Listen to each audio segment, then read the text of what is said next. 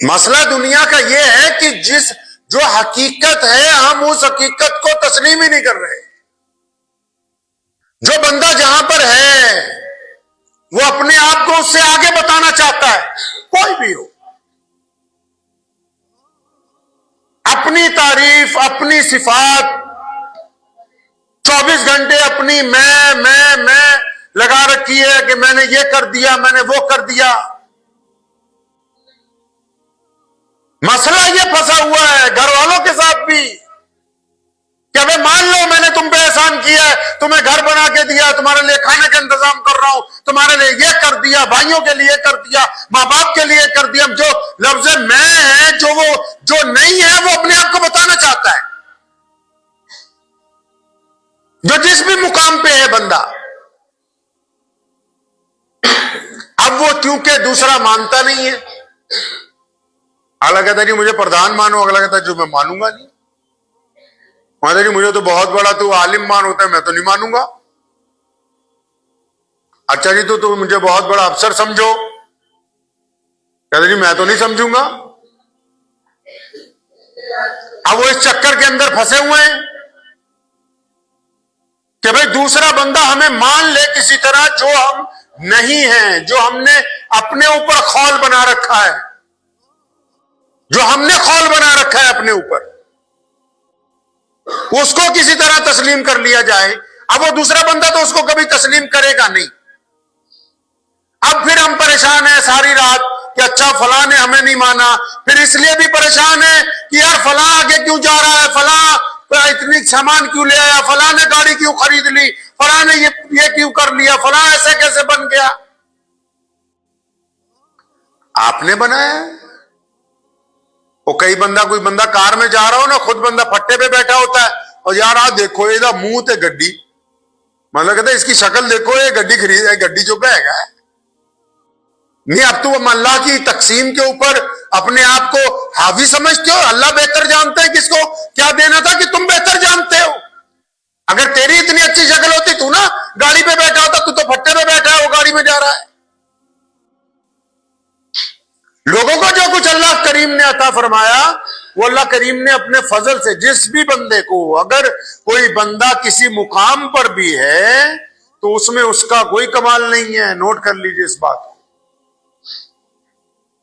अगर मेहनत से, इल्म से, रुतबे से, नस्ल से, अगर इन चीजों की वजह से इज्जत मिलती, दौलत मिलती, अगर मेहनत की वजह से मिलती, तो सबसे ज्यादा पैसा दिहाड़ीदार मजदूर कमाता है, जो सुबह को ईंटें ढोने शुरू करता है और शाम हो जाती है। लेकिन दुनिया में देखिए, अंगूठा टेकों के आगे बड़े बड़े अफसर पानी भर रहे हैं, उनकी कंपनियों में मुलाजिम है। कंपनियों में जाइए, कंपनी का चेयरमैन अंगूठा टेक होता है और मैनेजिंग डायरेक्टर पता नहीं कितनी 1000 डिग्रियां उसके पास, लेकिन वो उसके मतहत है। हकीकत को जब तक हम अपनी जाती जिंदगी में, आप अपनी जाती जिंदगी में, मोहम्मद रसूलुल्लाह सल्लल्लाहु अलैहि वसल्लम ने हमें हकीकत पसंदी सिखाई कि हम हकीकत के साथ जुड़ के रहेंगे, असलियत को पहचानेंगे, जिस मुकाम पे अल्लाह ने हमको रखा है उस मुकाम को पसंद करेंगे, फिर कोशिश करेंगे कि इससे आगे बढ़े, और उस कोशिश में इखलास होगा तो फिर अल्लाह की मदद शामिल होगी। अगर उस कोशिश में दूसरों की टांग खींचना है, और उस कोशिश में हसद है, उस कोशिश में कीना है, उस कोशिश में बुराइयां हैं, उस कोशिश में लोगों के खिलाफ साजिशें हैं, तो फिर आप किसी का कुछ नहीं बिगाड़ सकते। जहां पर हैं आपको उससे भी एक पायदान पीछे चले जाते हैं, उस पायदान से भी पीछे चले जाते हैं। सैयदना उमर बिन खत्ताब रज़ियल्लाहु ताला अन्हु का मशहूर किस्सा है, मशहूर वाकया है। अरब में आज भी रवाज है, जब बहुत दोपहर होती है तो लोग एक दूसरे से मिलने नहीं जाते। दोपहर को मार्केटें बंद हो जाती हैं अपनी गर्मी की शिद्दत की वजह से। तो हजरत जोहर की नमाज पढ़ा के अमीरुल मोमिनीन उमर बिन खत्ताब रज़ियल्लाहु ताला अन्हु निकले, तो घर जा रहे थे, तो रास्ते में चौराहे पे चंद लोग खड़े थे, तो अमीरुल मोमिनीन गुजर रहे थे, तो किसी ने देख के कहा कि वो देखो उमर जा रहे हैं, इनका तो इतना दबदबा हो गया है, इनका इतना रोब हो गया है इनकी अब इतनी चलती है कि अगर किसी भी देश में इनकी तरफ से एक रुक्का लिख के भेज दिया जाए कि इस हुकूमत को मुझे दे दो, तो बगैर लड़ाई के, बगैर फौज भेजे हुए वो शहर फतेह हो जाता है। इतना इनका दबदबा हो गया है। घर पहुंचे, खाना खाया, आराम नहीं किया, बड़े बेचैन हो गए, परेशान हो गए, वापिस आए मस्जिद में। उस वक्त मुसलमानों की मस्जिदें ही मुसलमानों की सियासतगाह होती थी। ये तो आज का कमबख्त प्रधान बताता है कि मस्जिद में बैठ के बात ना करना कि किसके हक में जाएंगे सियासत में, किसके हक में नहीं जाएंगे। ये तो अब मौलवियों ने और लीडरों ने मिलकर रवाज डाला कि इस्लाम को अलग करो, सियासत को अलग करो, ताकि ये सियासत के मैदान में जलील हो जाए, रुसवा हो जाए, इनको पूछने वाला कोई ना हो। ये तो अब रवाज डाला इस मुल्क में हमने। उस दौर में सब कुछ मस्जिद में होता था, नमाज भी मस्जिद में, हुकूमत भी मस्जिद में, सियासत भी मस्जिद में, एनजीओ भी मस्जिद में, खैराती इदारा भी मस्जिद में, यतीमों की कफालत भी मस्जिद में, तालीम भी मस्जिद में, मिस्कीनों की मदद भी मस्जिद में, लोगों के नामे वजीफे भी मस्जिद से। उस वक्त सब कुछ मस्जिद में होता था। तो हजरत वापस पहुंच गए मस्जिद वापस। दोपहर को ही कैबिनेट की मीटिंग बुला दी। बड़े बड़े साहबा उसमें थे, हजरत अबू अय्यूब अंसारी रज़ियल्लाहु ताला अन्हु, फुकराए साहबा सैयदना अबू ज़र गफ्फारी रज़ियल्लाहु ताला, अमीरुल मोमिनीन सैयदना उस्मान बिन अफ़्फ़ान और मौला अली करमुल्लाह वजह जैसे लोग दोपहर को ही कैबिनेट की मीटिंग बुला दी। अब उस दौर में कैबिनेट की मीटिंगें होती रहती थी उमर रज़ियल्लाहु ताला अन्हु की, बार बार कि आज फलां मुल्क फतेह हुआ, आज फलां जगह गवर्नर लगाना है, आज फलां गवर्नर उतारना है, आज फलां शहर नया बसाना है, आज फलां किला जो है वो मिल गया। रोज मीटिंगें होती रहती थी। अब इतनी दोपहर को जब मीटिंग बुलाई तो वो सारे कैबिनेट में जितने साहबा रज़ियल्लाहु ताला अजमईन थे वो बड़े हैरान हुए कि यार इतनी दोपहर को कौन सी इमरजेंसी पड़ गई है। अब जब वो सब आ गए, ध्यान से सुनना इस वाक्य को, ये आप सबके लिए। जब सारे साहबा आ गए जो कैबिनेट में थे तो उमर रज़ियल्लाहु ताला अन्हु मेंबर पे खड़े, क्या कह रहे हैं खड़े होके? और फरमाया जब मैं तो छोटा था, 10-12 साल का था, मक्के में जब कहत पड़ जाता था तो मेरी माँ जो है मुझे अपनी बहन के घर भेज देती थी, मौसी के घर, उसके गांव जहां वो ब्याही हुई थी। कहती थी जब मैं वहां, कहते हैं फरमाते हैं कि जब मैं वहां पहुंचता था तो उस घर के लोग कहते थे लो देखो मक्के के भुक्कड़ आ गए, क्योंकि मक्के में कहत पड़ जाता था गर्मियों में, तो मुझे वहां भेज देती थी गांव। तो फरमाते हैं कि मेरी मौसी का मियां मुझे देख के कहता था ये मक्के के भुक्कड़ आ गए हैं, अब ये यहीं रहेगा 2 महीने, मुफ्त की तोड़ेगा।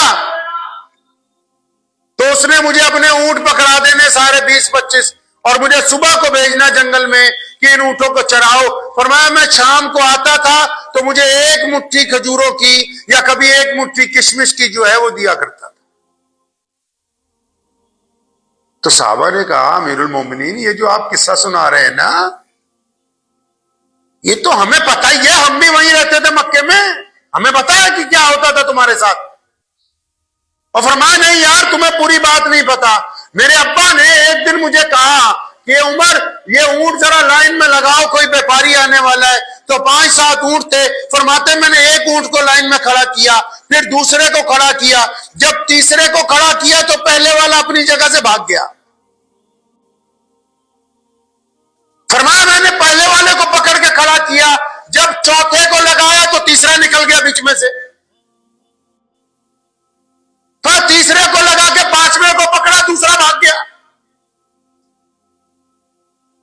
तो फरमाया मेरे अब्बा मुझे देख रहे थे बहुत देर से, जब मैं 5 ऊंट लाइन में नहीं ना लगा सका तो वो आए मेरी गर्दन पे चपत मारी और फरमाया तुझे इतनी तमीज नहीं कि 5 ऊंट तेरे से लाइन में नहीं लग रहे।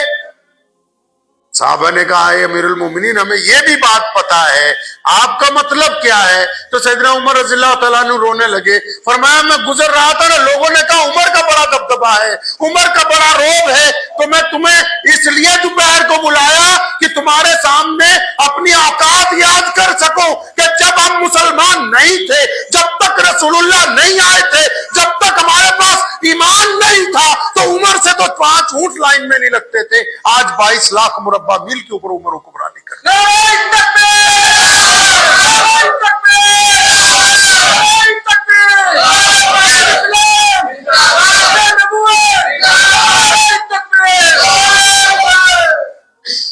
हकीकत को नहीं छोड़ा।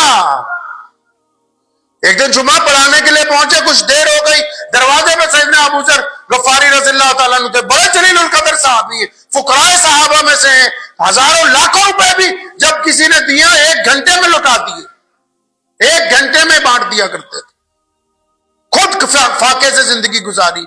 तो उमर देर से पहुंचे, डांटा और फरमाया तेरे नौकर है, तू देर से आया जुमा पढ़ाने के लिए? तो सैयदना उमर फारूक रज़ियल्लाहु तआला अन्हु खड़े हुए और फरमाया मेरी गलती नहीं है, मेरे कपड़े जो हैं गीले थे, एक ही जोड़ा है मेरे पास, हाथ लगा के देख लो अभी भी गीले हैं। हम लोग इसलिए परेशान हैं, ये दुनिया में जितने लोग हैं क्यों परेशान हैं? बड़ी बड़ी कोठियों वाले, महलों वाले, आम लोग सारे क्यों परेशान हैं? हम कहते हैं लोग हमारे वजूद से आगे जाके मानो हमें, हम हकीकत को नहीं पहचानने के लिए तैयार। जो जिस हकीकत में अल्लाह ने हमें पैदा किया, जिन हालात में हम रहते हैं, जो हमारे माँ बाप हैं, हम तो दूसरे के खूबसूरत माँ बाप को देख के अपने माँ बाप को बाप बाप कहने के लिए तैयार नहीं, दूसरे के अच्छे घर को देख के अपने घर को घर दिखाने के लिए तैयार नहीं। अल्लाह ताला ने जिस हालत में जिसको रखा है वो तब भी लाखों करोड़ों लोगों से बेहतर है। दिल बेचैन है, परेशान है कि यार रिश्तेदार मान ले किसी तरह, मुझे मोहल्ले वाले मान ले कि मैं बहुत चीज बन गया हूं, शहर वाले मान ले, मनवाने वाली जात तो अल्लाह की है, आपके मानने न मानने से कुछ नहीं होगा। नमाजियों के दिल परेशान है, अरे मान लो मोहल्ले वालों में 5 वक्त का नमाजी हूं, अजी मैं तहज्जुद पढ़ रहा, मैंने तो इशराक की नमाज पढ़ी, आज रात तहज्जुद पढ़ने आया था, सारी रात परेशान रहा, लोटा नहीं मिला, नमाज नहीं मिला। मतलब तू दुनिया को बताना चाहता है कि मैं नमाजी हूं। दिल मुतमईन नहीं है, दिलों का रोग लगा हुआ है। दिल को भी 2 तरह के रोग लग जाते हैं ना, एक तो ज्यादा कौरमे बिरयानियां खाने से इसकी ब्लॉकेज बढ़ जाती है इसमें ना, और दूसरा ज्यादा मैं करने से भी ये बेचैन हो जाता है, इसमें टिकाव नहीं आता है। मुझे उम्मीद है कि आपको ये वीडियो पसंद आई होगी। अगर पसंद आई हो तो ये आप अपने दोस्तों के साथ शेयर करें और इस चैनल को सब्सक्राइब जरूर करें।